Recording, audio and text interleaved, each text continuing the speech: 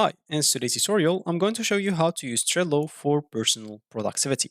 So the first thing that you'll need to do is simply go to trello.com and hit the enter button. Once you do so, you'll find yourself here. Of course, make sure to log in into an account. If you don't have an account, go and create a new one. Now, go and access a board. If you don't have one, just go and create a new one. Totally simple. And as an example for me, I'm just going to access this board. Okay, this is, let me just look for something. This is like a tier list I had.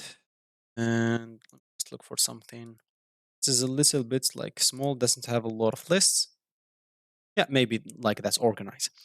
So as you can see, I don't know, this is even a good example, a good template that I have here. So to organize an example, your personal productivity, you can simply start creating some lists and name them something.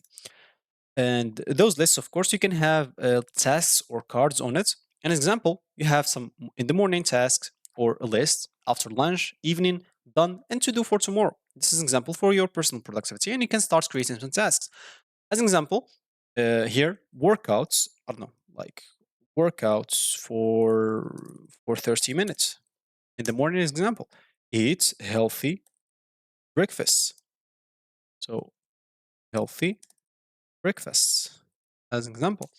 And you can keep adding, of course, all the stuff. You can simply add some descriptions. If some task needs some personal or more details, you can add a lot of stuff with it, like a picture if you want to add. And of course, once you've done this, you can simply check it and you can move it to another list if you want to, or keep it on the option that you want. And you can even add, I have one here to do for tomorrow for things that you want to do tomorrow. So you keep everything on like online.